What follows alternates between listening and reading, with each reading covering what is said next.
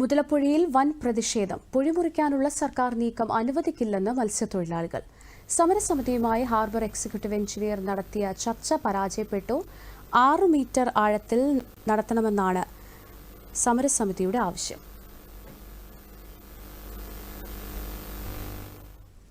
ഈ വാർത്തയുടെ കൂടുതൽ വിശദാംശങ്ങളുമായി മുതലപ്പുഴയിൽ നിന്നും VS അനന്തു ചേരുന്നുണ്ട്. അനന്തു, ജീവൻ പോയാലും ജീവൻ കളഞ്ഞാലും പ്രദേശത്തെ മണ്ണ് കാര്യക്ഷമമാക്കാതെ ഒരു ഒത്തുതീർപ്പിനും തയ്യാറല്ല എന്നാണ് സമരസമിതി പറയുന്നത്. എങ്ങനെയാണ് ഇപ്പോൾ സ്ഥലത്ത് സംഘർഷം നിലനിൽക്കുകയാണോ?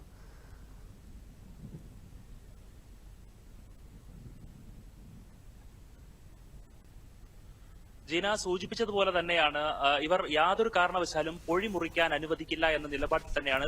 സ്ഥലത്തിപ്പോൾ സംഘർഷ സാധ്യതയൊന്നുമില്ല. ഇവർ കുടിൽ കെട്ടിയുള്ള സമരം തുടർന്നുകൊണ്ടിരിക്കുകയാണ്. സംഘർഷ സാധ്യത രാവിലെ സംഘർഷത്തിന് സമാനമായ ഒരു സാഹചര്യം രാവിലെ ഉണ്ടായിരുന്നു. അത് ഹാർബർ എക്സിക്യൂട്ടീവ് എഞ്ചിനീയറുടെ നേതൃത്വത്തിൽ സംഘമെത്തി ഇവിടെ പൊഴി മുറിക്കാനുള്ള ഒരു നടപടികൾ ആരംഭിക്കാനുള്ള ശ്രമം നടത്തിയപ്പോഴായിരുന്നു ഈ മത്സ്യത്തൊഴിലാളികൾ അടങ്ങുന്ന സമരസമിതി അതിനെ എതിർത്തത്. ഇത്തരത്തിൽ പൊഴി മുറിക്കാൻ അനുവദിക്കില്ല, അത് അശാസ്ത്രീയമാണ്, താൽക്കാലികമായ ഒരു പരിഹാരമല്ല ഞങ്ങൾക്ക് വേണ്ടത് എന്ന് അടക്കമുള്ള കാര്യങ്ങൾ ഉന്നയിച്ചുകൊണ്ടായിരുന്നു സമരസമിതി പ്രവർത്തകർ രാവിലെ സംഘർഷഭരിതമായ ഒരു സാഹചര്യം ഇവിടെ ഉണ്ടാക്കിയത്. പൊഴിമുറിക്കാൻ യാതൊരു കാരണവശാലും അനുവദിക്കില്ല എന്നവർ വ്യക്തമാക്കി.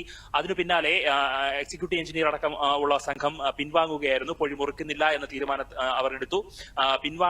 അവർ പിന്മാറിയതിനെ തുടർന്ന് സമരസമിതി പ്രവർത്തകർ ഈ മുതലപ്പുഴയിൽ മണലടിഞ്ഞ ഭാഗത്ത് കുടിൽ കെട്ടിയുള്ള പ്രതിഷേധം ആരംഭിക്കുകയായിരുന്നു. നിലവിൽ ഇപ്പോഴുള്ള സാഹചര്യം മുതലപ്പുഴ പൂർണ്ണമായും മണൽ മൂടിയ അവസ്ഥയാണ്. ഒരു വള്ളങ്ങൾക്കും കടലിലേക്ക് പോകാനോ തിരിച്ച് ഹാർബറിലേക്ക് എത്താനോ കഴിയാത്ത സാഹചര്യമാണ്. മണൽ കൂനകളാണ് എവിടെയും കാണുന്നത്. ഡ്രഡ്ജ് ചെയ്ത മണൽ കൂടിക്കിടക്കുന്നു. അതോടൊപ്പം തന്നെ കടലിൽ നിന്നും മണലടിഞ്ഞ് മുതലപ്പുഴ പൂർണ്ണമായും മൂടിയിരിക്കുന്ന ഒരു സാഹചര്യമാണ് നിലവിലുള്ളത്.